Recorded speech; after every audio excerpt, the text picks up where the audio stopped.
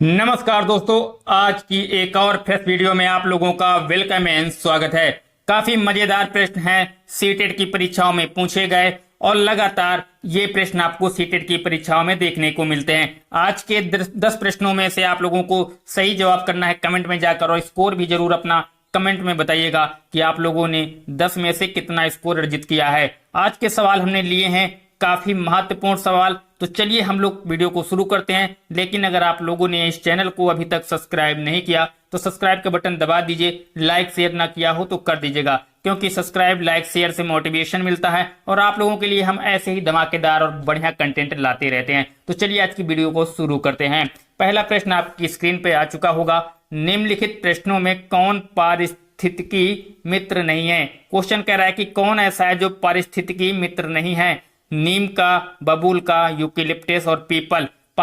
जो पारिस्थितिकी मित्र होता है, जो हमारे पर्यावरण को ज्यादा हार्म पहुंचाएगा, ऐसा पौधा पारिस्थितिकी मित्र नहीं हो सकता।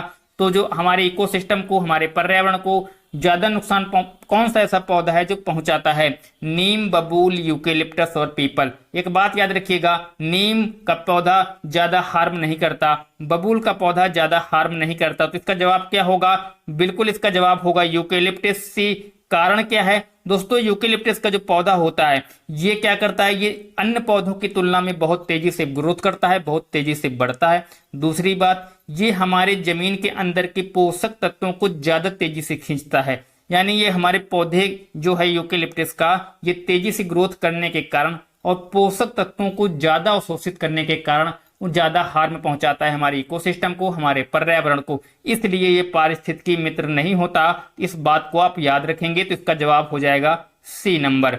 एक बात और, बायोडीजल किससे बनाया जाता है? जो बायोडीजल आपका है ये किससे बनाया जाता है? बायोडीजल ऐसे पदार्थ होते हैं जो कि नेचुरल तौर पर प्राप्त किए जाते हैं। हम कह सकते हैं जो कि हमें प्राकृतिक से नहीं मिलते, हम लोग स्वयं उनको उगाकर पौधों के माध्यम से प्राप्त करते हैं। तो बायोडीजल जो पौधों के माध्यम से उगाकर उनके बीजों के माध्यम से हम प्राप्त करते हैं, वो कौन सा है? पीपल, बरगद, जेट्रोफा या इनमें से कोई नहीं। तो एक बात याद रखिएगा, जो आपका पीपल है ये नहीं होगा। दिमाग में बैठा लीजिए, पीपल बरगद नहीं होता। कौन सा होता है? जेट्रोफा का जो पौधा होता है दोस्तों, ये आपका क्या होता है? बायोडीजल। जेट्रोफा के पौधे से बायोडीजल बनाया जाता है। इस बात को आपको याद रखना है। ये रेगिस्तानों में ज्यादा, ये कहीं पर भी पनप सकता है, रेगिस्तानों में भी पनप सकता है, यानी कि हर जगह ये पनपने वाला पौधा है। इसके लिए काफी समय से रिसर्च चल रही है। इससे डीजल, पेट्रोल जैसे पदार्थों को भी बनाया जाता है। तो आप लोग याद रखेंगे, ये काफी इंपॉर्टेंट क्वेश्चन भी है। तो ये बायोडीजल के बारे में अगर आपसे क्वेश्चन पूछता है, जेट्रोफा आपके विकल्प में है, तो दिमाग में इसको बिठा लीजिए कि आपका सी विकल्प होगा सही। आगे का प्रश्न देखेंगे हम लोग। पारिस्थितिकी पदछाप के माप की इकाई क्या है? जो हमारे पारिस्थितिकी है इसके माप की इकाई क्या है? भूमंडलीय, हेक्टेयर, नैनोमीटर, हाफस क्यूबिक फुट या क्यूबिक टन।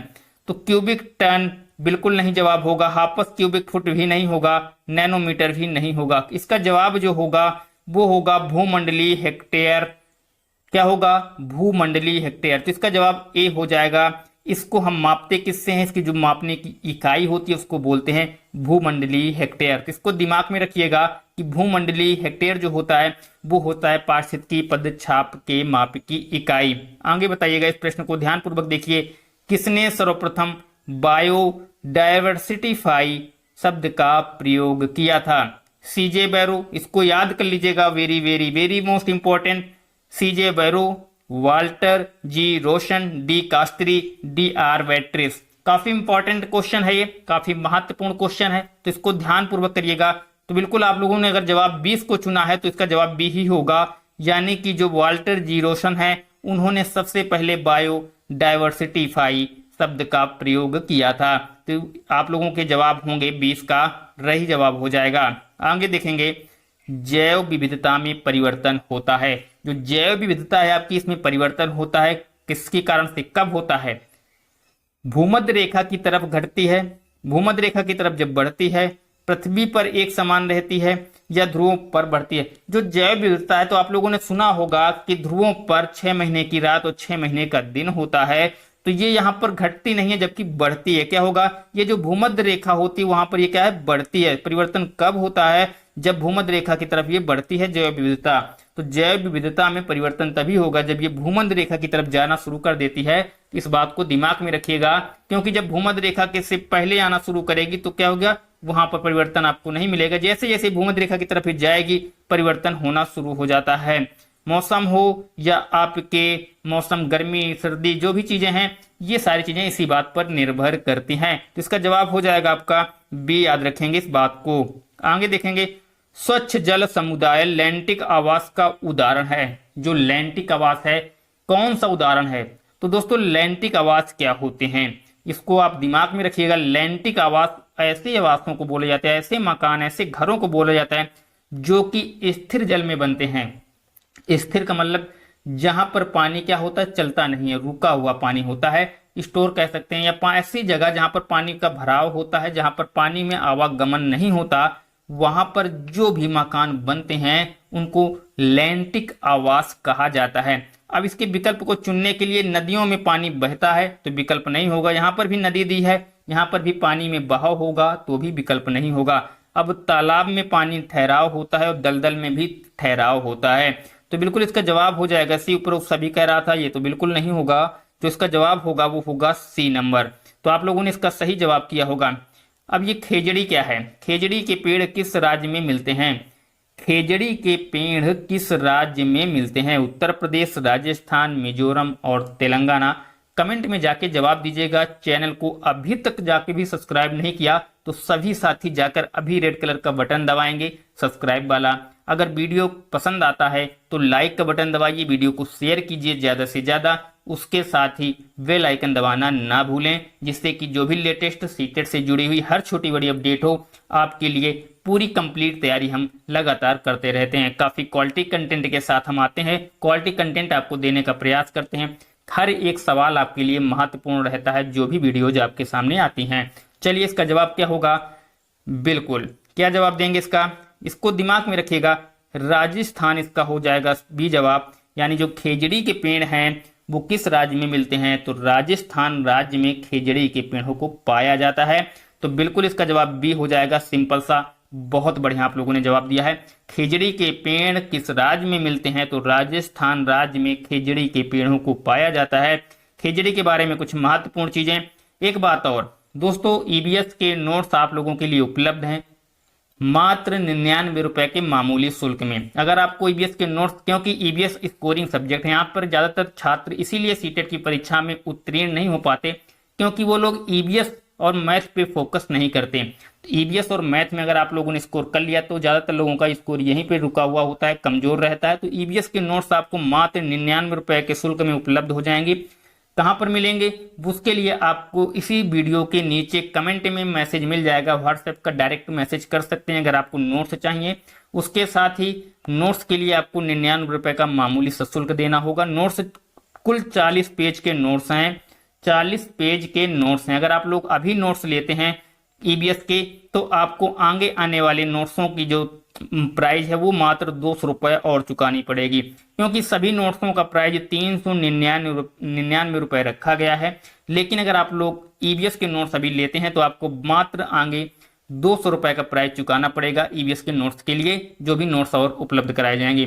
तो चलिए नोट्स के लिए आपको कमेंट बॉक्स चेक करना है। आगे प्रश्न हम लोग करते हैं, कमेंट बॉक्स चेक कीजिए, वहां पर आपको सीधे जाकर कमेंट में जाकर ईबीएस के नोट्स के लिए, ईबीएस नोट्स के लिए कमेंट कर सकते हैं। मैसेज करिएगा व्हाट्सएप पे जाकर अगर आपको नोट्स चाहिए। काफी लोगों ने ले रखा है और काफी अच्छा रिस्पॉन्स है, काफी लोगों को पसंद भी आ रहा है। अगर आप लोगों को भी लेना जाकर चेक कीजिएगा। अब खेजड़ी के बारे में बात करते हैं।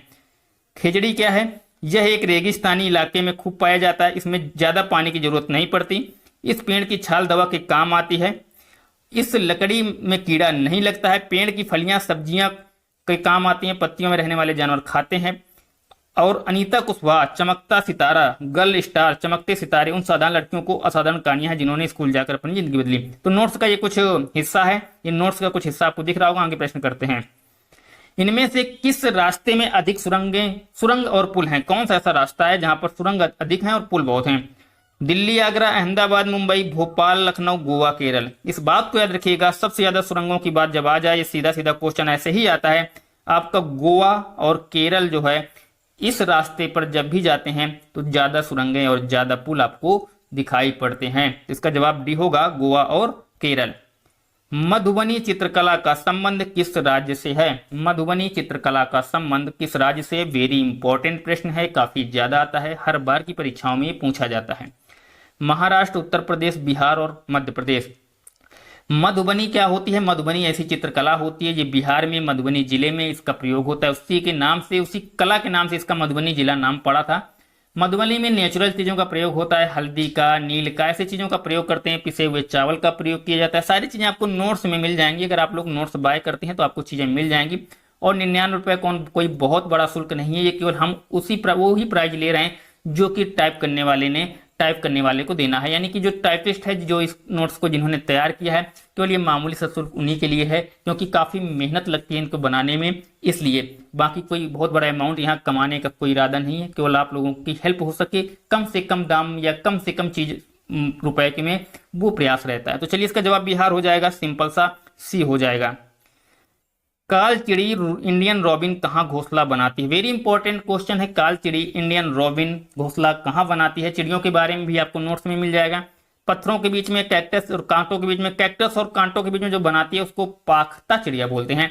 पाखता चिड़िया जो होती है वो कैक्टस और कांटों के बीच में बनाती है, और कालचिड़ी जो है इंडियन रॉबिन, ये पत्थरों के बीच में बनाती है। आपके कमेंट में आज का सवाल है कि आईने के पीछे कौन सी चिड़िया अपना घोंसला बनाती है? आईने के पीछे अब कौन सी चिड़िया अपना घोंसला बनाती है? आज का आपका प्रश्न है, कमेंट में जाके इसके जवाब दीजिए। अगर आप लोगों ने यहाँ तक वीडियो देखा है तो उम्मीद है आपको ये वीडियो पसंद आया होगा, तो चैनल को सब्सक्राइब कर डालिएगा, लाइक शेयर नहीं किया तो कर लीजिएगा, वीडियो को दोस्तों में शेयर कीजिएगा। हम फिर मिलते हैं नेक्स्ट वीडियो में जल्द ही नए टॉपिक के साथ, तब तक के लिए आप लोगों से विदा। एक बात और, नोट्स के कुछ एग्जाम्पल हैं, काफी लोग पूछते हैं नोट्स के बारे में, तो आपको बता दें नोट्स का प्राइस 99 रुपए है, 40 पेज है और वो PDF फॉर्म में है, तो आपको मिल जाएगा 40 पेज का ये नोट्स 99 रुपए के प्राइस में, और ये PDF फॉर्म में। नोट्स कुछ इस प्रकार से बने हैं जैसा कि आप लोग देख पा रहे होंगे, काफी अच्छी तरीके से इनको चीजों को डिस्कस किया गया है जिससे कि आप लोगों को दिक्कत ना हो। तो चलिए दोस्तों, आज के लिए इतना ही, फिर मिलते हैं नए वीडियो में नए टॉपिक के साथ, तब तक के लेते हैं आप लोगों से विदा। वीडियो पसंद आया हो तो लाइक शेयर करिएगा। जय हिंद, वंदे मातरम।